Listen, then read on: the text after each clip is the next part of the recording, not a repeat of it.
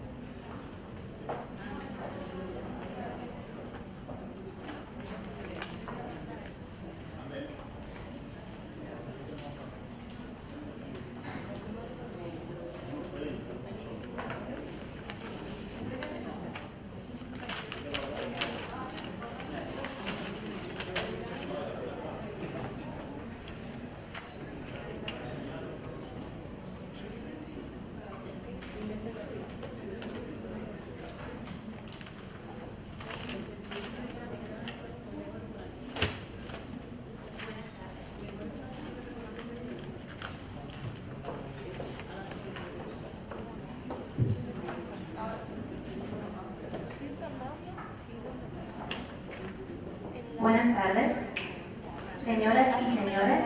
Continuamos con la agenda vespertina de esta conferencia regional sobre la trata de personas en el Caribe y América Latina, con el panel Cuando la cultura choca con las leyes contra la trata. Nos acompañarán en la moderación de esta actividad la licenciada Ann Goldstein. La señora Goldstein ha sido directora educativa de Derechos Humanos de la Asociación Internacional de Mujeres Juezas desde 1994. Diseñó el programa de jurisprudencia para la igualdad de la misma institución y ha dirigido programas de capacitación en América Latina, América Central, Asia, África y Medio Oriente. Es experta en Derecho Internacional y Derechos de la Mujer. Ha impartido cursos de pregrado y de escuelas de Derecho sobre mujeres y la ley, Derecho de Familia Transnacional y Derecho Internacional y Comparado de los Derechos de la Mujer en Georgetown University y George Washington University en Washington, D.C.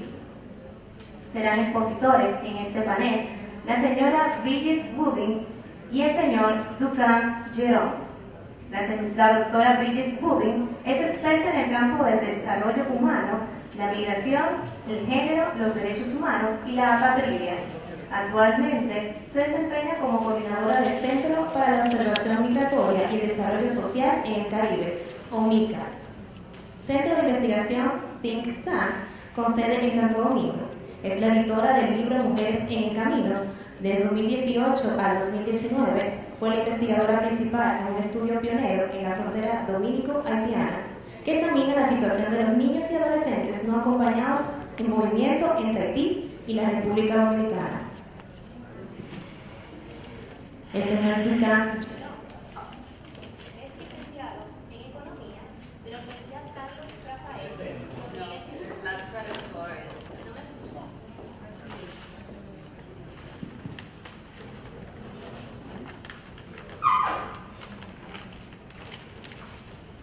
Sin micro la traducción.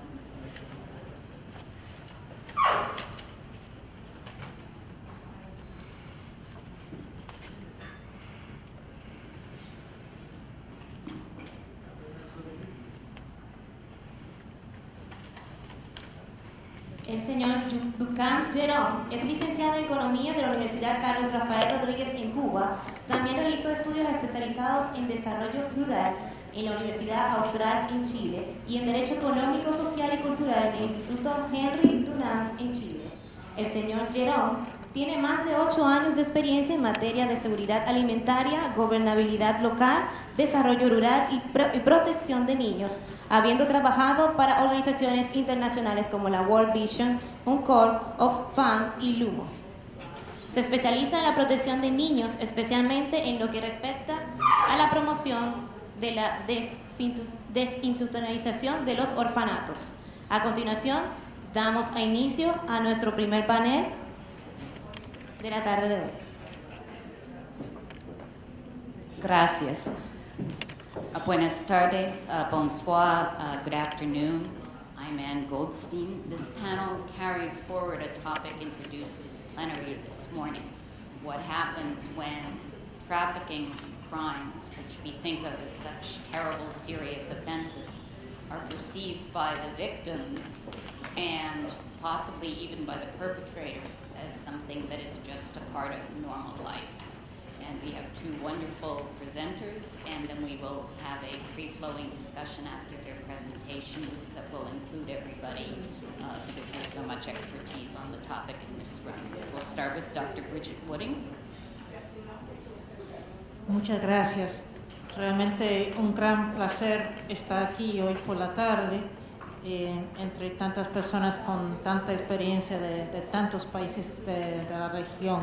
Estoy segura que vamos a tener ya una discusión, una conversación muy interesante. Como ya ustedes saben, mi nombre es Bridget Wooding, soy la directora actualmente de OBMICA, que es un centro de investigación aplicada basado aquí en Santo Domingo, con enfoque en temas migratorios y de nacionalidad. Y uno de nuestros temas de interés es precisamente el tema del tráfico ilícito de migrantes y la trata de personas. Y en efecto, lo que voy a conversar con ustedes en el día de hoy tiene que ver un poquito con algunos de los hallazgos, algunas de las informaciones que el observatorio ha ido sacando a través de los años, a través de diferentes investigaciones y de publicaciones. A título de ejemplo podemos mencionar 2011, el libro que hicimos, Mujeres en el Camino, que fue, entre otras cosas, una examinación de la situación después del terremoto en Haití, de más riesgo para mujeres, niñas, en cuestiones de trata de personas. Igualmente, ya en 2011 también hicimos un pequeño estudio en la frontera que trató el tema de la violencia contra la mujer migrante en tránsito desplazada, que tocó ligeramente esa temática. También hemos hecho un Migration Policy Brief sobre la temática, y últimamente en los 2 últimos años hemos hecho estudios muy interesantes, el estudio que ya se ha mencionado, con el apoyo técnico de UNICEF, con el apoyo de la Unión Europea, sobre los niños no acompañados en la frontera. Y aún más recientemente ha sido un estudio sobre la trata interna, ¿verdad?, apoyado por la Cooperación Española. También en los últimos años hemos tenido ya la dicha de poder pertenecer a un observatorio La Trata, que es un observatorio regional y que comenzó después de una conferencia nacional en 2012 en Puebla, a fines de 2010 en Puebla, en México. Sigue en existencia hasta el día de hoy y trata de aglutinar organizaciones de la sociedad civil, academia en diferentes países para realizar sinergias en ese trabajo de trata. Lo que voy a compartir con ustedes en la tarde de hoy son precisamente algunos de estos temas más culturales, como bien se ha comenzado a decir, y pueden chocar con la implementación de legislaciones relevantes sobre la trata. Y me parece que más allá de lo que ha dicho Anne, no solamente puede chocar con lo que pueden ser las percepciones de las víctimas o las percepciones de los perpetradores, pero de sociedades como en un sentido mucho más amplio, ¿verdad? O en ciertos sectores de estas sociedades. Y para entrar en materia voy a dar solamente 2 ejemplos, tal vez son algunos de los ejemplos como más chocantes, valga la redundancia, en el contexto en que nosotros estamos trabajando en el Caribe. En primer lugar, quiero mencionar un poquito el tema que ya se ha mencionado, de niños, niñas, adolescentes en servidumbre doméstica, y sobre todo atañe a mujeres y niñas, ¿verdad? Y quiero mencionar que tal vez la novela fundacional aquí en República Dominicana, que se llama Solo cenizas hallarás bolero, de Pedro Verges, que él publicó en 1980, pero realmente fue intentando ya describir lo que estaba pasando en los años 1960, es muy elocuente en ese sentido. Uno de los personajes más destacados en esa novela es Lucila, la servienta, ¿verdad? Y como ella en esa novela ejemplifica un poquito la migración rural hacia la ciudad, viene según la novela de Jaina, bueno, ya en esos días un campito, hoy prácticamente parte de Santo Domingo, igual que muchas otras mujeres en esa época. Y esa servienta sueña con mejorar su vida y no regresar más al campo, estudiar y trabajar en una oficina, comprar una casa y traer a su familia para la capital. Además, quiere mejorar la raza casándose con un hombre más blanco que ella. Cito: a Lucila le encantó la casa desde el primer momento. Su vida cambiará y ya no tendría que volver a vivir en el campo que a ella no le gustaba. Cierro la cita. Una vez instalada en la casa donde trabajaría, Lucila hacía planes para estudiar, para salir adelante, y sus planes eran trabajar como secretaria del teniente Sotero. Cito: el teniente le había dicho que aprendiera a leer y escribir, que aprendiera bien las 4 reglas para que en el futuro se pudiera encargar de algunas de las ventas de pollos que él pensaba montar en cuanto a las ganancias se lo permitieron. Cierro la cita. Sueños, como dice el bolero, concluirán convertidos en cenizas. Solo cenizas hallarás. Por distintas situaciones, Lucila porque sale embarazada del teniente Sotero y la señora de la casa la despide y tiene que regresar al campo. Aunque esa historia es de una novela, realmente es bien ejemplar de lo que puede seguir pasando hasta el día de hoy, y algunas de las historias reales en el libro que acabo de citar de trata interna ya en República Dominicana ya lo muestra. O sea que son prácticas, son elementos culturales que han quedado en el tiempo.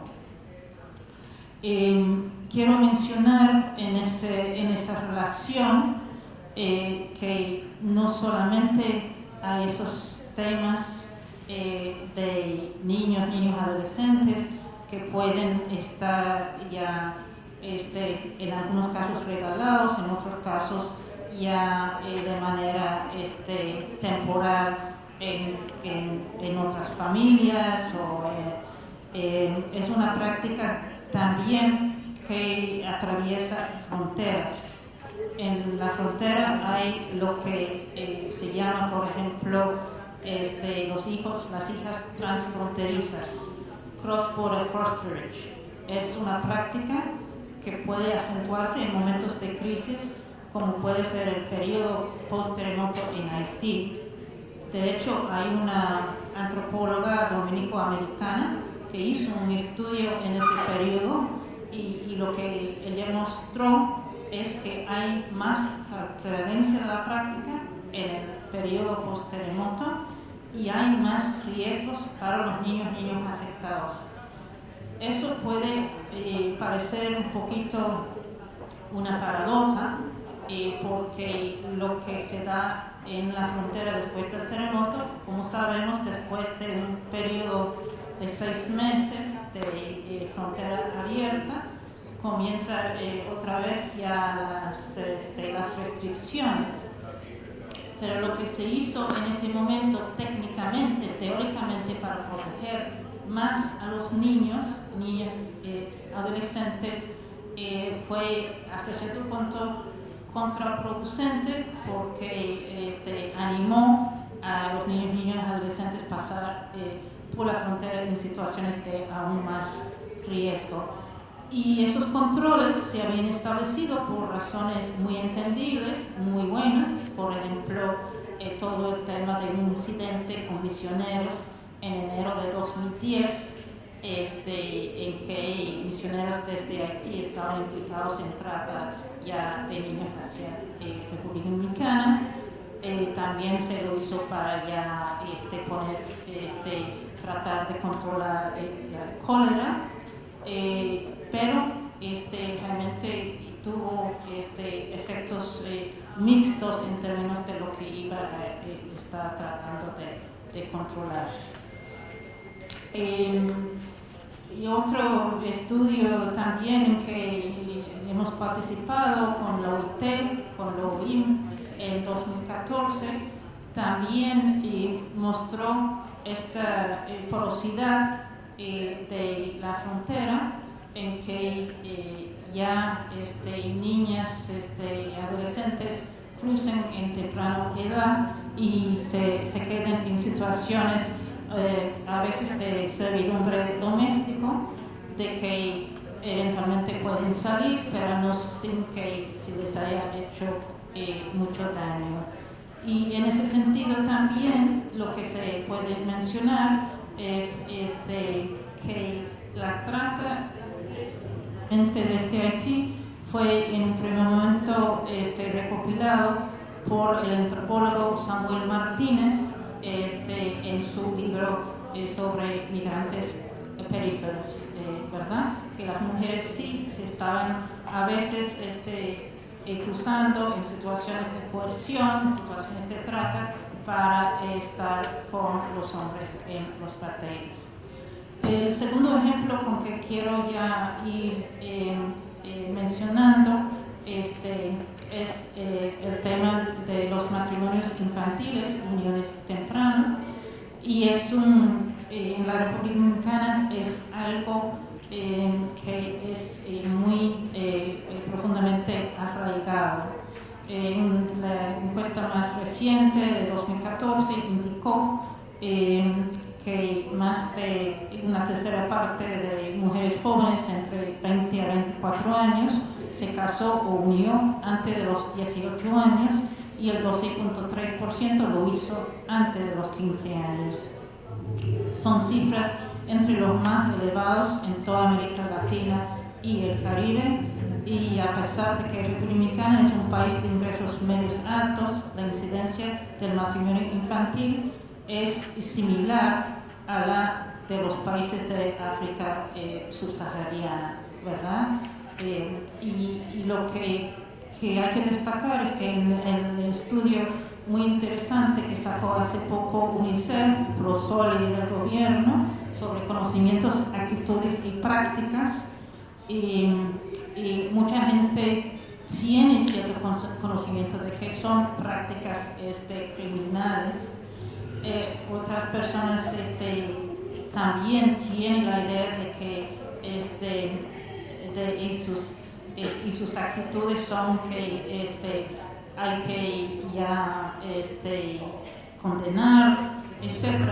Pero en la práctica eso no se hace porque son prácticas tan normalizadas y hay un nudo muy fuerte.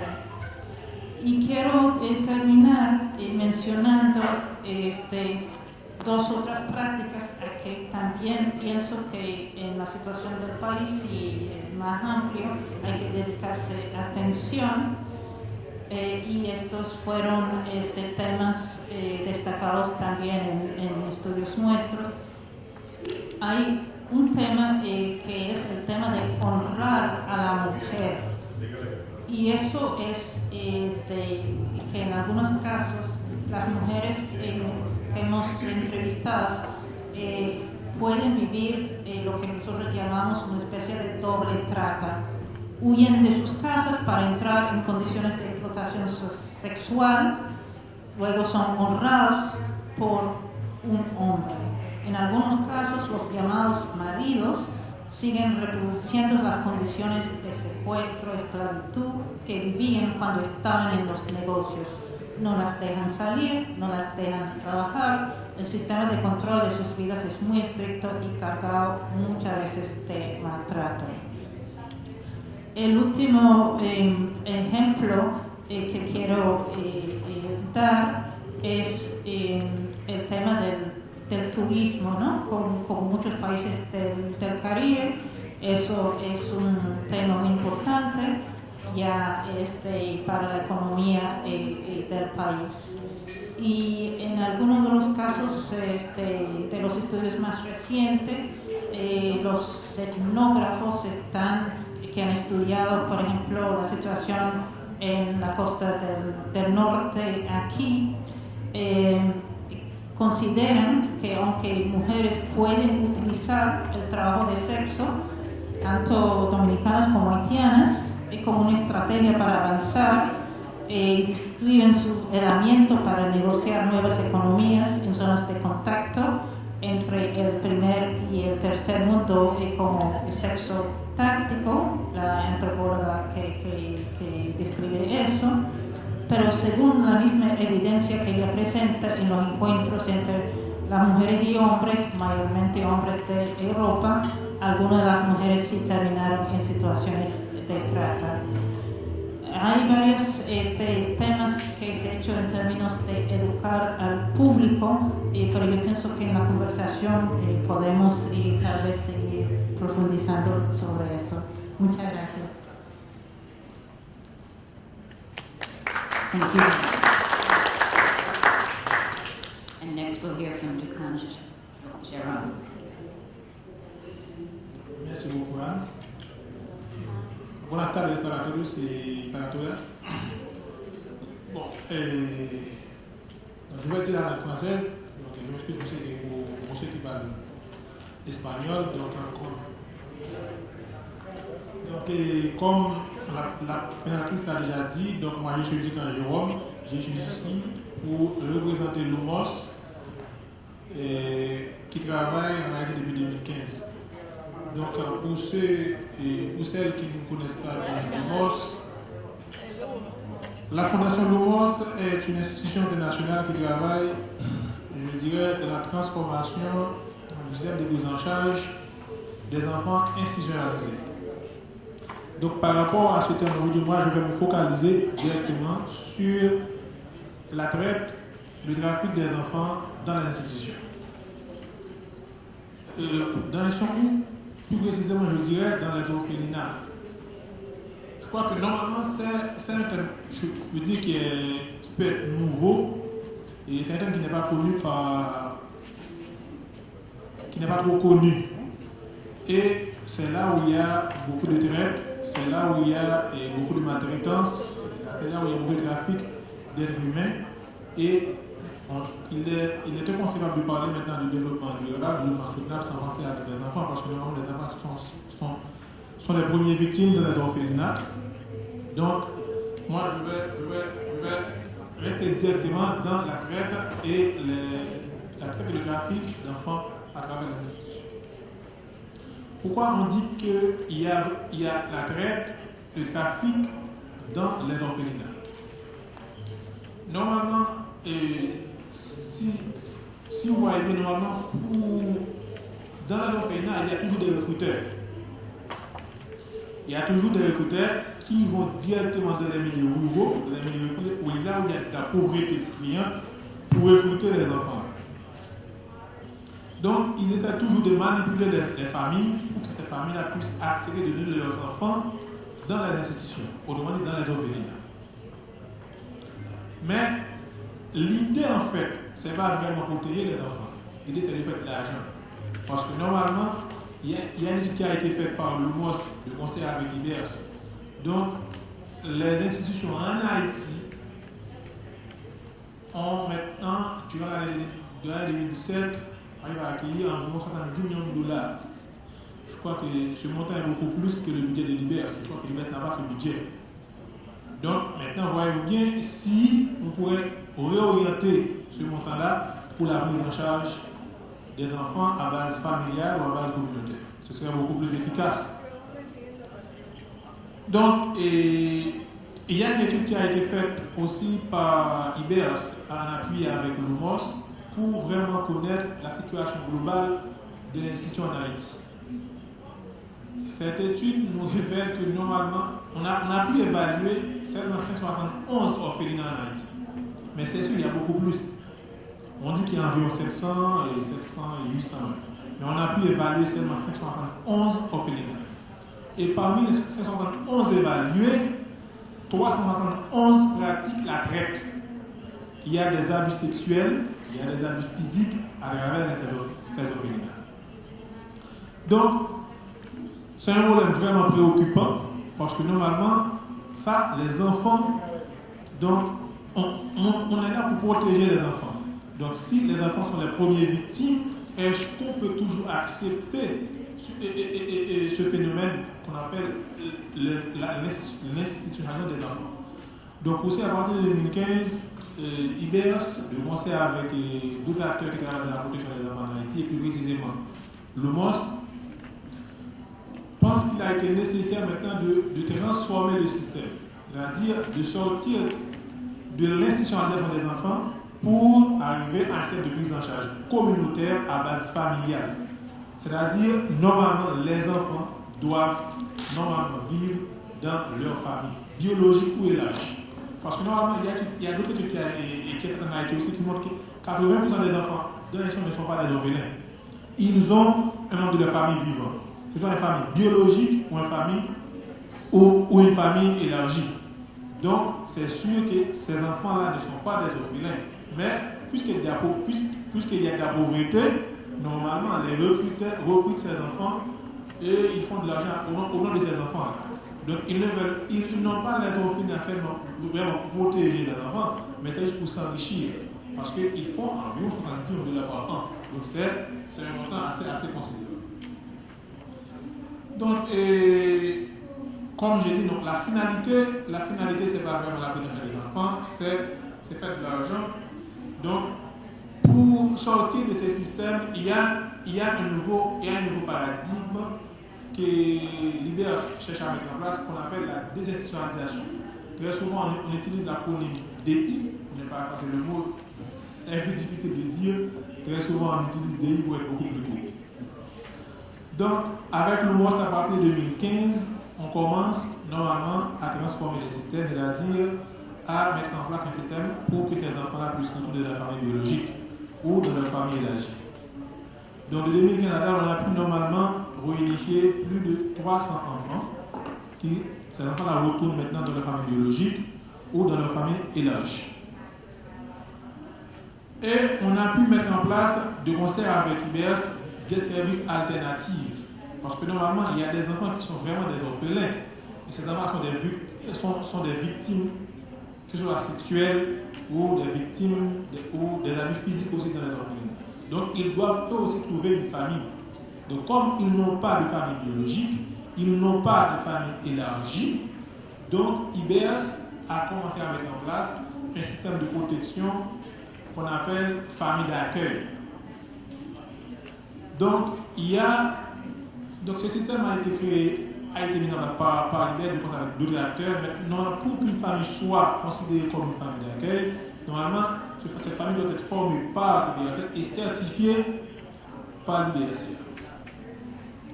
Donc, comme vous le savez, en Haïti, donc, le problème, comme pour beaucoup de personnes, normalement, l'orphelinat, c'est un endroit sain. L'orphelinat, c'est les lieux les plus sûrs qu'on pourrait mettre un enfant. Donc, pour ceux, il sera très difficile pour nous de trouver des familles ou des familles qui acceptent de devenir des familles d'accueil. Donc, jusqu'à présent, on n'a pas pu recruter beaucoup de personnes pour devenir famille d'accueil. On n'a pas assez et on a beaucoup d'enfants à placer dans les familles d'accueil. Parce qu'il y a beaucoup d'enfants qui sont victimes d'abus sexuels, comme je viens de citer, et d'abus physiques. Donc ces enfants doivent trouver une famille. Donc, on a pu former quelques familles et on commence à replacer ces enfants-là dans les familles d'accueil. On a pu mettre en place un système pour les enfants qui ont plus de 18 ans. Il y a ce qu'on appelle maison autonome, c'est-à-dire les enfants qui ont plus de... Parce que normalement, dans les orphelins, ils devraient avoir seulement des enfants de 3 à 12 ans. Ce sont de 1971. Mais malheureusement, il y a des enfants de 21 ans, de 20 ans qui sont toujours institutionnalisés. Donc ces enfants-là, on devrait les mettre dans un endroit parce qu'ils ne doivent pas continuer à vivre dans les orphelinats. Donc, on a ce qu'on appelle foyer autonome. Donc, on arrive à mettre en place, on arrive à placer certains enfants dans les foyers autonomes. Donc, on leur donne des moyens pour subvenir à leurs besoins et pour continuer à survivre normalement. Mais aussi, il y a ce qu'on appelle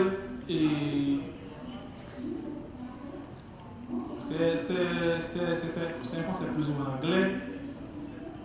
Normalement, on fait face toujours avec des problèmes culturels pour avancer vraiment avec le processus.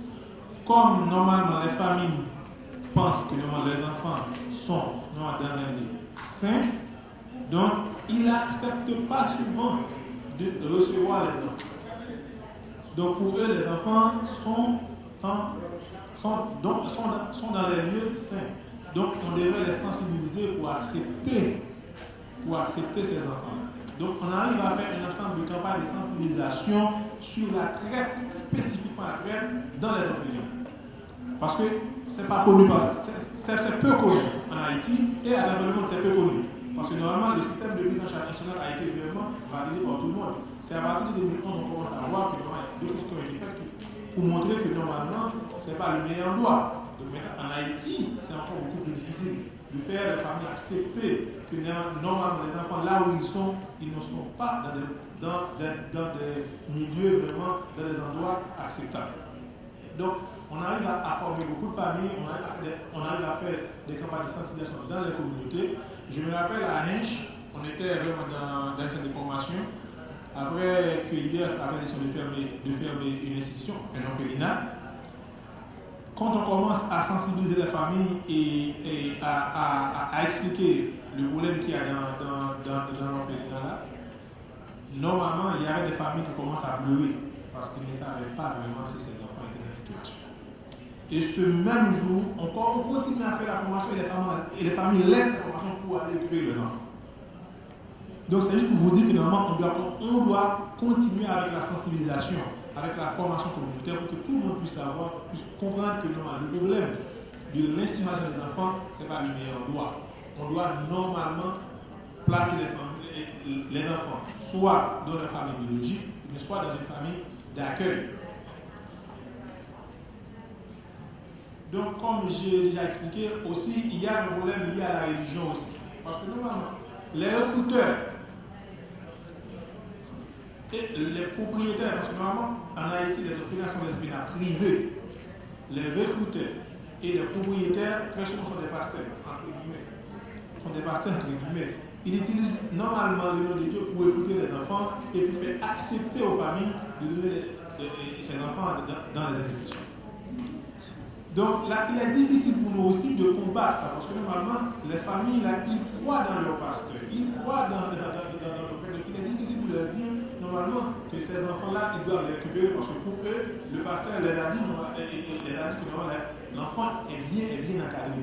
Mais pourtant, c'est faux, parce que je crois que normalement, il y a un cas, je crois que les juges qui sont là peuvent aussi se rappeler. Normalement, il y avait un cas où un pasteur, je crois qu'il n'était pas des bouquets. Donc normalement, il y avait des abus sexuels qui ont été normalement révélés à travers cette institution. Malheureusement, le pasteur est en fuite jusqu'à présent. Malgré il y a des mandats, en vrai, il n'y a rien. Parce que le pasteur est en fuite. Donc, mais on arrive à fermer l'institution. Et après la fermeture, c'est là qu'on a pu normalement récupérer des informations concrètes. Beaucoup de filles qui ont de 11 ans, 12 ans, nous ont déclaré qu'ils ont été violées par le pasteur. Donc, je vois que c'est une chose vraiment à prendre en compte. On doit mettre le focus sur cet aspect parce que normalement, puisque tout le monde croit que l'instruction des enfants, c'est une bonne chose, donc on doit commencer à lutter contre ce fléau. Parce que ce n'est pas seulement la traite, c'est pas seulement la traite à travers dans la frontière ou autre, mais aussi dans l'institution, il y a ça qui continue à évoluer.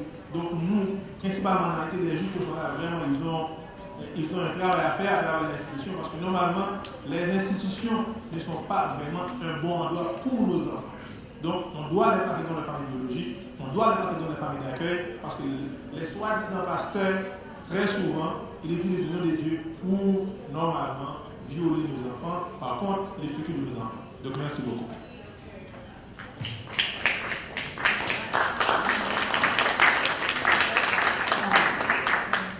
Thank you very much. You said that you worked with IBERS. I'm not sure everybody in the room knows what that is. Bon, peut-être, j'ai mentionné IBERS à plusieurs reprises. Moi, je travaille pour l'UMOS, mais je travaille on travaille en appui. On est là pour appuyer l'IBERS. L'IBERS, quand j'ai mentionné ça, c'est l'institution du bien-être social et de la recherche. C'est l'institution qui est là pour la prise en charge des enfants. Il y a un service qu'on appelle le service social. Normalement, ce service est là pour la prise en charge des enfants. Mais malheureusement, comme vous le savez, donc très souvent, il y a beaucoup d'enfants normalement qui n'a pas pu vraiment prendre en charge pour des raisons financières et autres. Donc voilà. Merci. So my first question is actually for you and concerns orphanages, because this is a place where messaging becomes exquisitely difficult. Almost every time that Jane and I go down to Haiti, half the people on the plane are wearing t-shirts from their church, and they're going down to construct a building at an orphanage, or to, as one young woman said to me, to love on the orphans, to interact with the orphans and teach them prayers and teach them games and hug them. How do you tell people on both the parent side, but also on the consumer side, that is what is fueling this. Every one of those people gives hundreds of dollars to the orphanage and believes that they are following the word of God and that they are doing something good for the world. And how do you convey that message without, putting these kind-hearted people in jail under the trafficking law? C'est une bonne question parce que normalement, les religieux très souvent qui financent les institutions, comme Anna a dit, normalement pour eux, ils font une chose, ils font de bonnes choses, ils font les choses dans le nom de Dieu. Mais malheureusement, ils n'ont pas été informés que dans l'institution aussi il y a la traite et aussi les propriétaires s'enrichissent avec l'argent donné pour les enfants. Moi, ce que je proposerais normalement pour les religieux normalement qui financent les institutions, c'est de réorienter leurs fonds, leur financement. Donc, c'est de penser à une prise en charge communautaire et familiale. On ne dit pas de couper le financement automatiquement. Donc, si normalement une personne religieuse veut financer une institution, c'est parce que normalement une personne a pris une décision, maintenant a pris un moratoire, maintenant personne ne peut ouvrir une institution en Haïti. Donc, avec cette décision, c'est impossible maintenant d'ouvrir une institution. Donc, si vous qui êtes religieux ou religieuse, vous voulez normalement financer ou supporter une institution en Haïti, au lieu de financer une institution, c'est financer, essayer de trouver des organisations communautaires qui travaillent dans la communauté, là où est l'enfant, pour protéger, pour donner les moyens, pour essayer de, s'il y a un problème d'éducation, comment vous pouvez construire une école, s'il y a un problème de santé, comment vous pouvez construire un centre de santé pour les enfants au niveau de tout, au niveau de la communauté, sans qu'ils ne soient pas vraiment institutionnalisés.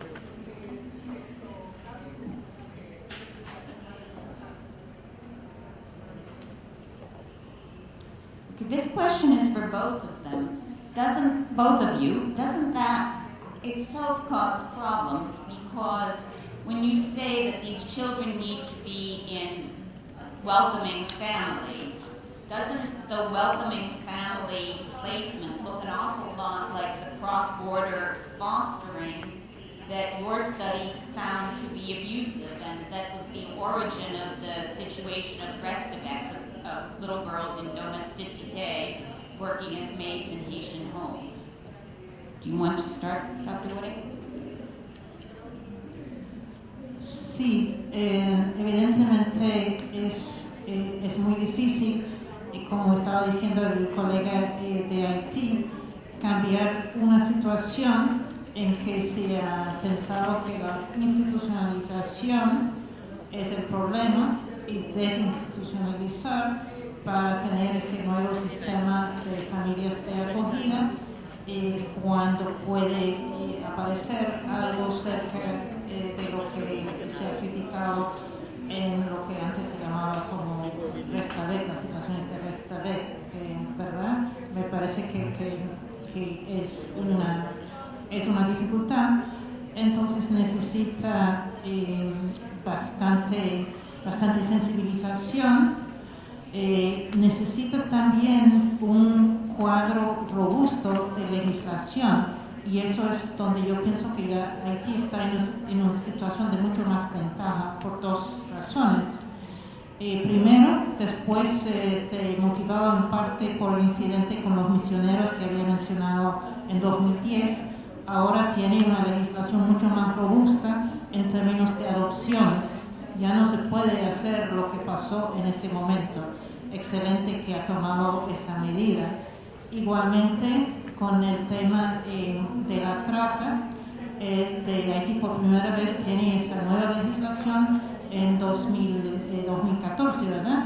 Entonces, eso es importante porque es una legislación bien robusta, enfoca exclusivamente en la trata de personas y tipifica el tema de ese abuso de niños, niñas regalados o dados a otras casas como posibles ya casos que pueden ser judicializados, ¿no?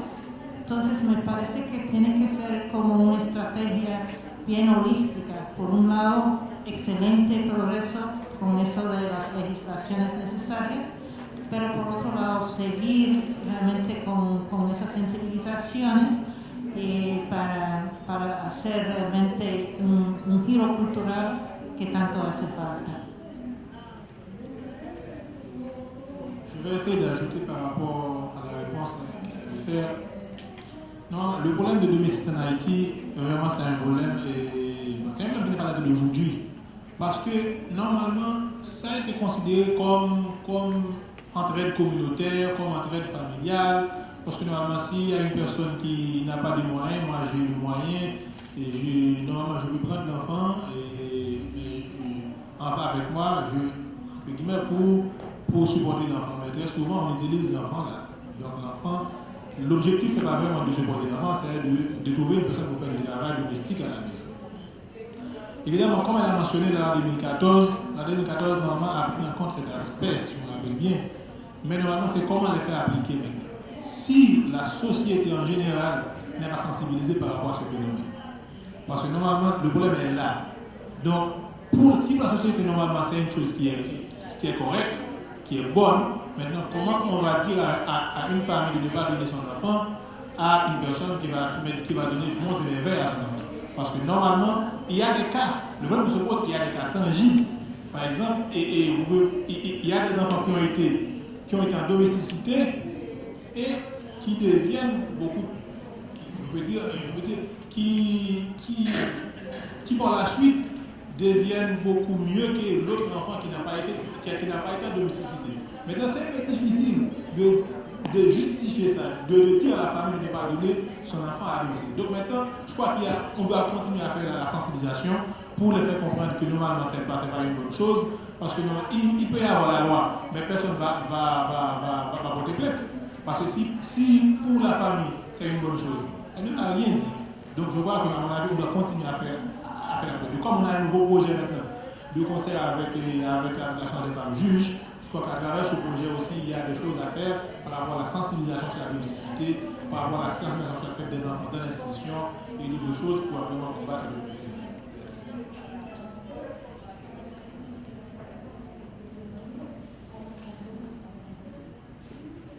In a way, what you're saying sounds a little bit similar to the situation we heard about this morning, that everybody believes that they'll be, or the one that you mentioned, they'll be the one whose life is transformed, as in the soap opera, and she won't have to live in the country, and this offer of an exciting job in the city is a real offer of an exciting job in the city and not a front for something more sinister. How do you overcome that kind of denial in a community that may be desperate to believe the story that the trafficker is telling?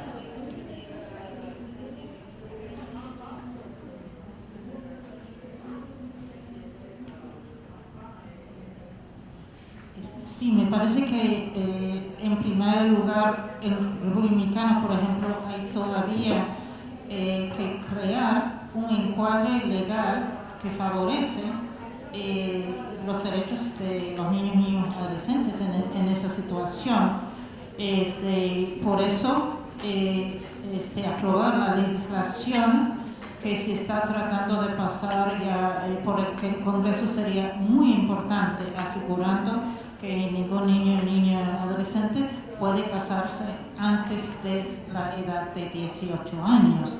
Eso sería algo fundamental, porque cuando la gente ya entiende con de manera mucho más contundente que es un delito, es un crimen, ya puede haber sanciones.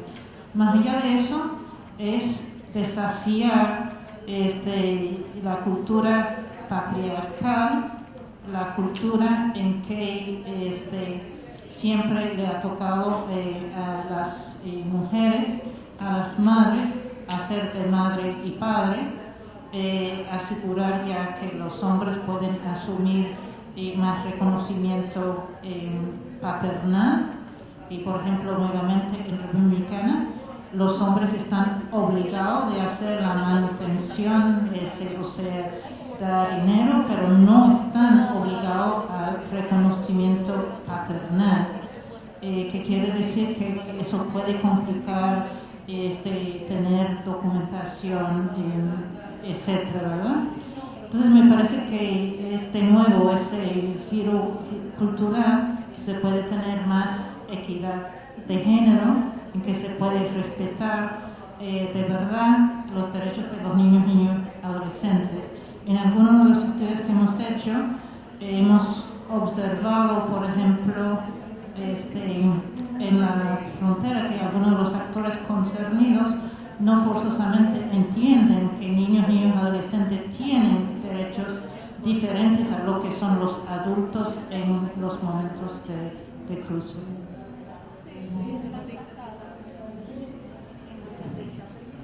Je vais ajouter quelque chose. Et normalement, non. Donc, ça connaît que Haïti, normalement, est un pays très machiste. Je vais le dire, c'est une réalité. C'est un pays très, très machiste culturellement. Donc, et en plus, malgré il y a des lois, il y a la loi de 2001 qui a été votée et publiée par le gouvernement contre le châtiment corporel, c'est-à-dire pour la protection des enfants. Mais malheureusement, cette loi existe, mais très souvent, pour la famille, c'est une chose bonne, il faut corriger les enfants. Donc, moi, le problème culturel, comme le terme l'a dit normalement, comment el choque de la culture, c'est le choc de la culture dans l'application de la loi. Donc si, par exemple, de la famille haïtienne, donc, les familles acceptent de taper les enfants. C'est-à-dire pour cette famille-là, c'est une bonne correction. Donc je crois qu'il y a des familles haïtiennes, tout ça, elles sont des juges, mais elles connaissent bien la pratique. Donc maintenant, si on n'accepte pas de taper la fille, l'enfant, l'enfant ne va pas devenir ce qu'il est. En plus, il y a la loi qui a été votée aussi, la loi sur la filiation et la paternité. Cette loi encore existe. On a beaucoup de lois. Cette loi existe, mais l'application encore est toujours très difficile.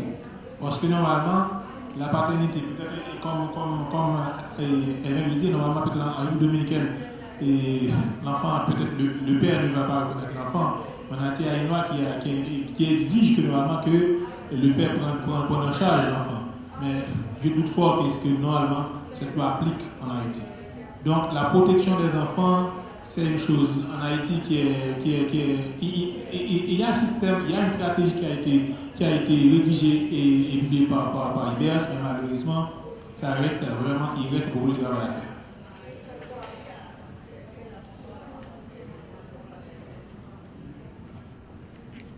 Well, before I open this to questions, would you like to say a few words about the project that Lumos launched this morning in Port-au-Prince? Okay.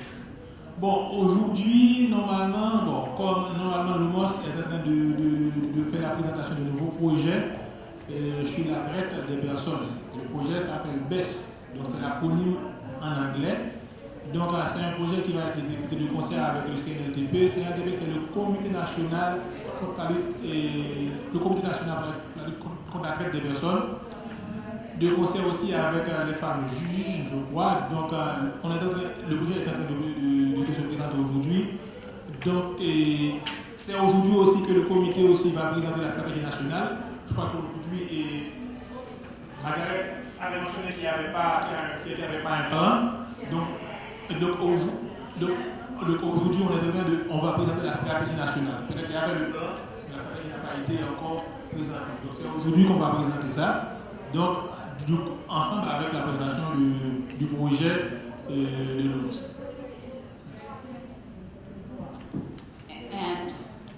And IAWJ is proud to be partnering with Lumos on this project and working with Maggie Flores Stahl at the National Training Center, who is a lead member of SHAFECH, and of course all of the members of SHAFECH who are here today.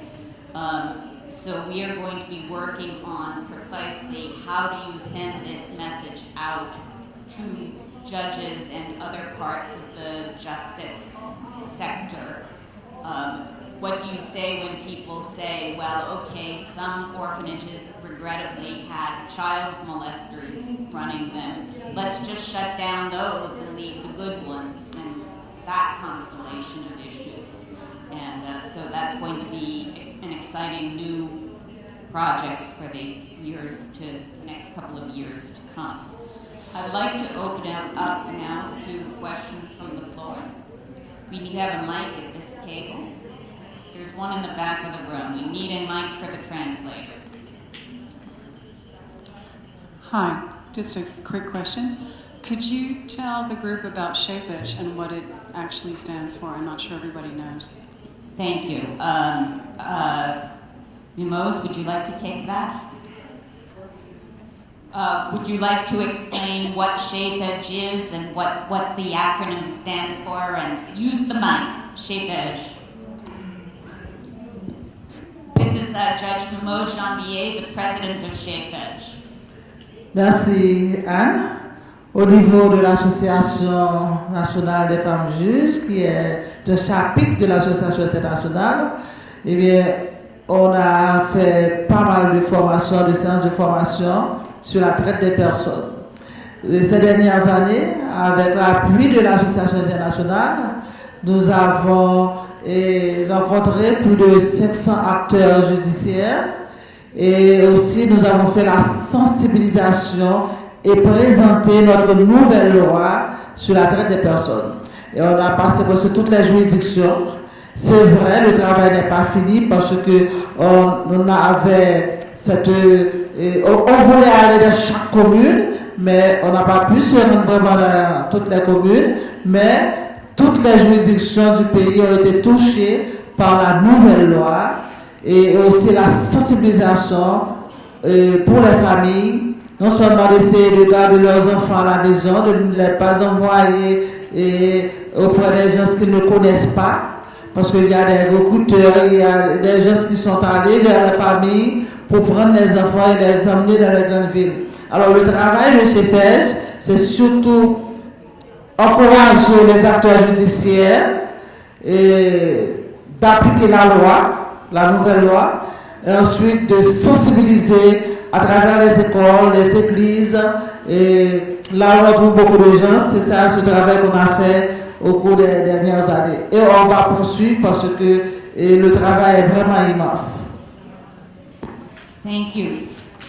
Judge Mimoz is being modest when she says we haven't reached all the judges yet. She's only reached 60% of them.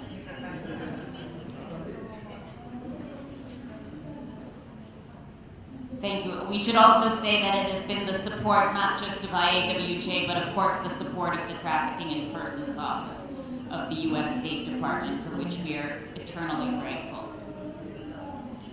Other questions? Merci.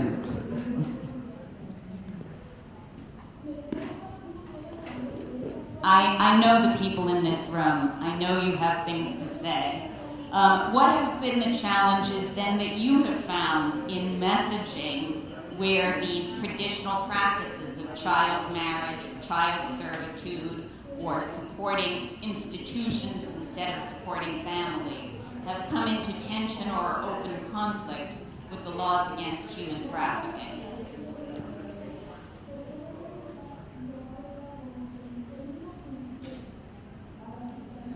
We're dying out here.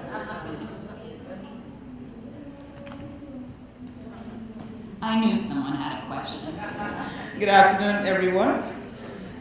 Introduce yourself, please. I am Chief Magistrate Anne McLennan from Guyana, and I'm happy to be here. I speak English.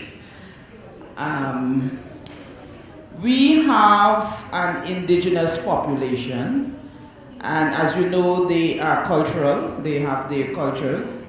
And in many of those villages, you have the head of the village who you call a tushao. And the culture there is that persons don't have too many options in terms of what they do. They're accustomed to having the senior person say what they will do. First of all, what we have a lot of child labor, because when you attain a certain age, the girls, they put them to work, they do the cassava work, make the cars, do homework, housework, and the boys, they will send to do farming. It is difficult in those areas for us in terms of having those persons understand what labor exploitation is. Of course, they have a culture also which involves some form of sexual exploitation. They imbibe in alcohol and they have the traditions of what they do. And therefore, it is difficult. But what we have done, a lot of work has been done by our CTIP unit, which is a unit that is responsible also for public awareness. And what they do, they have gone into all the regions, deep down on like foot soldiers. They've gone there and they have tried the best way that they can to spread the word in terms of educating those populations. It's difficult, but they are working and they're getting through more and more to have them understand what trafficking in persons is. What they do also in terms of education, which I'm prepared to share, is that when they have any cultural activities, they will be a part of it. For example, if there's a fair, if there's whatever they're keeping in the village, they will go and have a portion of it talk about your rights. The difficulty in those areas also is that most of those persons do not understand human rights, what they are, and it's sad to say generally a lot of people don't understand their human rights when trafficking in persons is concerned. And many times we tend to say that educated persons are caught in the ring of trafficking in persons, and it is just because they do not understand what are their human rights. And they believe in many occasions that their life is a better life from what they had, and therefore they're happy to be in that life. So generally, we do have the problems where culture, because it's cultural, is balanced off with what are the trafficking in persons laws. So I just wanted to share that. Thank you. And there's a question over here.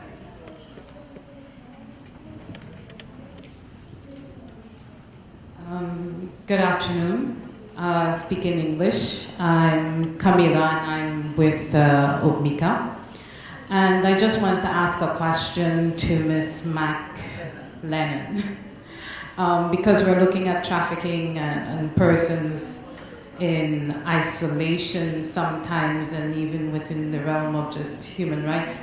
But one of the things that dawned on me while I was in the other room earlier this morning and today, again this afternoon with your intervention, it came to mind, was the kind of structures and opportunities that were being put in place so that people would see that there are other alternatives, even in those areas where trafficking is now prevalent, because these populations, this is the only culture they know and that they're exposed to. But if there are alternatives that they can see, maybe we can start to see also changes in their behavior because they can see that they have other ways of doing things that can also be beneficial to them.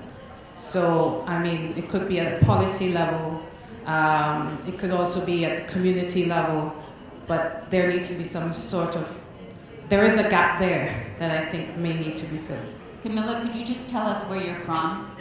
I'm from Trinidad and Tobago. Thank you. Thank you. My name is Vivian Taylor Alexander, and I am a High Court Judge of the Eastern Caribbean Supreme Court, assigned to St. Lucia. I wanted to indicate that in St. Lucia, although we don't have an indigenous population like Guyana does, culturally we suffer from the same sort of thinking, cultural thinking, that it is acceptable to have children go live with other persons and undertake certain work for other persons because it is ultimately a better life than what they would have with their own families. And so I was encouraged by what I heard of the Haiti experience, recognizing that there may not be alternatives available, but they are nevertheless helping them in the current situation to ensure that insofar as there is trafficking, it is done in a way that is more humane until a better alternative can be identified. Because in our case, it really is a cultural thinking that has gone back for a number of years, that you can give your child to somebody else with the expectation that the child will be exposed to a better life without even asking of the child whether they will be happier there or with their own family, and making the assumption that even if they would be exposed to a harder life, it is a life that inevitably they may be able to progress from and do better for themselves than they would had they remained with their own family. And it's going to be very hard to simply say to them that that is wrong if alternatives are not offered. And so I think a necessary first step would be to apply some sort of mitigation to ensure that insofar as it continues, because it will continue, that it is done in a more humane environment, and then through education and awareness begin to teach what are the difficulties that these children are being exposed to in those situations. Good afternoon. Just wanted to make a quick comment. My name is Cherise Francis. I'm from Barbados, but I work in Belize. In Belize, many of the cultural practices that influence trafficking in persons are influenced by Latin American culture, simply because Belize is the only English-speaking country in Central America, but the borders are very porous and there's a high level of migration from Honduras, Guatemala, whatnot. So what's being done to try to combat some of those practices? For example, in Belize, there's a practice called fichar, or fisharing, which came over from Mexico and is essentially where young ladies or young girls are in bars and the customers will purchase drinks for themselves and for the young ladies. And the drinks for the young ladies cost more. And the young ladies keep tokens and are given monetary compensation by the bar at the end of the night, based on the number of tokens that they have. So what's being done in Belize to try to combat some of these cultural practices and also the language barrier is that within our unit, our trafficking persons specialized unit, 4 of the 5 officers are now bilingual, Spanish and English, so that any raids or enforcement operations or anything can be conducted in both languages, and they can interact with any potential victims of human trafficking as well. Apart from that, there is a council called the ATIPS Council in Belize, established by our trafficking in persons legislation, which does quite a bit of public awareness. Today, they're actually in one of the islands, or we call them keys in Belize, where trafficking in persons and prostitution is rampant, doing public awareness and handing out flyers in an effort to combat the cultural practices and trafficking in persons generally. Okay, before I wrap up, I'd like to give a word to each of our panelists. Je voudrais juste faire une précision par rapport à l'explication que la représentante de Sainte-Lucie vient de faire par rapport à le problème pas d'institutionnalisation des enfants, mais comment faire normalement, comment sensibiliser les familles pour que les familles s'acceptent que ces enfants soient arrêtés dans le pays. Normalement, il y a des études qui sont faites qui expliquent et qui démontrent sur le plan néurologique et comportemental que normalement un enfant vivant dans une institution aura des troubles neurologiques, des troubles de comportement dans le futur. Et ça s'est démontré à travers le monde, il est clair. Normalement, même pour vous dire que normalement l'enfant va avoir une vie meilleure dans une institution, c'est faux. L'enfant peut avoir faim avec sa famille, avec sa maman. Et l'enfant va avoir quelque chose à manger dans l'institution, mais l'enfant aura vraiment des difficultés dans le futur. Moi, normalement, par rapport à cette étude, je vais toujours continuer à expliquer la communauté et les familles, en particulier, que normalement, même qu'on vient de vous dire normalement que l'enfant va avoir tout, l'enfant va être hébergé bien, l'enfant va bien manger, mais oublie ça. S'il n'a pas vraiment le corps de sa maman avec lui, le corps de sa maman avec lui, il aura de grands problèmes dans le futur. Et si, normalement, c'est l'enfant, comme on dit souvent, l'enfant de la vie de demain, si on a des enfants qui ont des troubles de comportement, des troubles neurologiques, donc on aura un futur vraiment pas bien demain.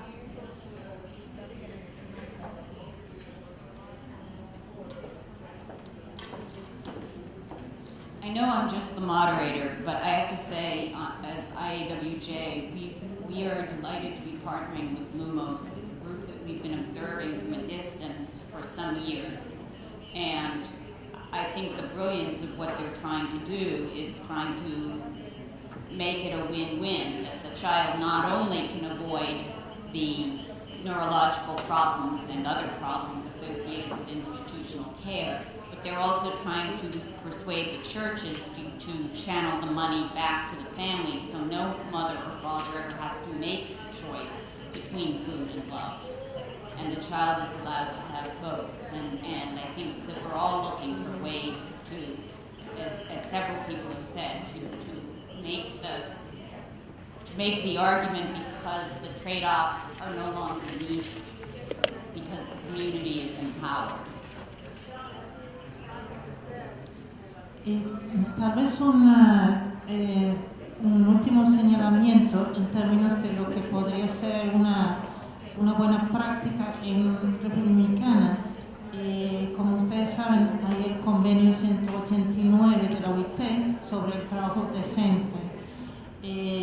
República Dominicana es uno de los relativamente pocos países que hasta ahora ha firmado, ha ratificado ese convenio y tiene actualmente una mesa intersectorial que está estudiando ya cómo se podría realmente homologar esa legislación y si realmente se puede lograr en la legislación nacional un mejor trato para las personas que están en el trabajo doméstico remunerado y podría tener potencialmente efectos en contra de la servidumbre doméstica. Pero eso hay que tener mucho ojo también porque, como ustedes saben, el convenio 189 tiene algunas provisiones específicas para las personas migrantes que están haciendo el servicio doméstico remunerado y es muy importante que las consideraciones tomen debidamente en cuenta sus necesidades porque de otra manera podría seguir excluyendo a las personas migrantes que están en ese trabajo y poniéndolos en una situación aún más desventajosa.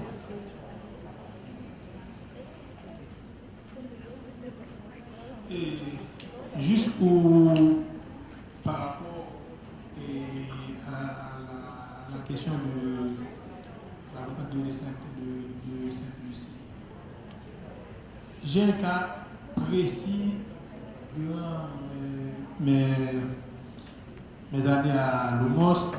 Il y a un enfant qui a été institutionnalisé pendant 13 ans. Donc, IBS a fermé le centre. Donc, nous, Lumos devrait supporter l'IBS pour faire la réunion familiale avec ces enfants-là. Donc, il y a un enfant. Après la réunification, il était difficile parce qu'il avait des formes de comportement, il était difficile pour lui de vivre avec sa maman. Pendant qu'il était à l'institution, il ne pouvait pas même faire sa moyenne. C'était moyenne. Donc, il ne pouvait vraiment pas changer de classe. Donc, après une année avec sa maman, elles sont difficiles, il arrive à s'accommoder. Et maintenant, il est, un professeur auxiliaire dans son école. Vous voyez comment maintenant, dans l'institution, il ne pouvait pas même passer, il ne pouvait pas même avoir sa moyenne. Et maintenant, quand il se trouve maintenant avec sa famille, maintenant, il est beaucoup mieux. Il arrive à faire moyenne 8. Donc, c'est pour vous dire que normalement, vivre dans cette institution, ce n'est pas une bonne chose.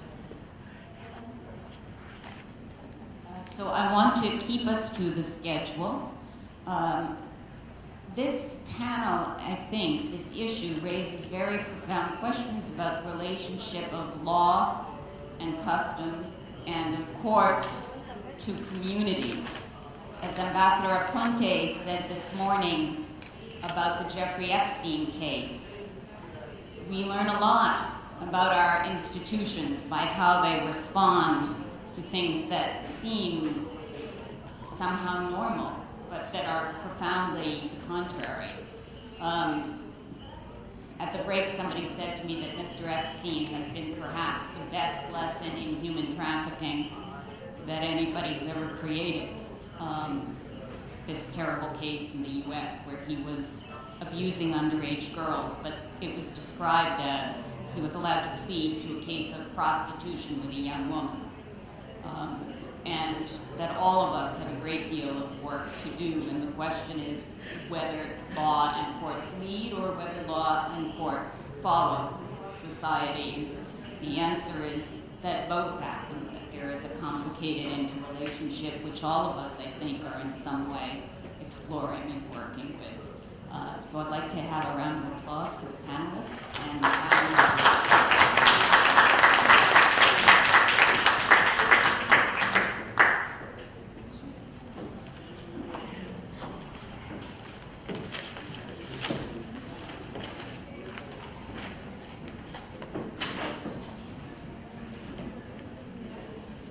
Señoras y señores, finalizamos nuestro primer panel de la tarde.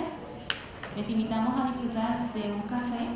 Tendremos 15 minutos antes de iniciar nuestro segundo panel de la tarde.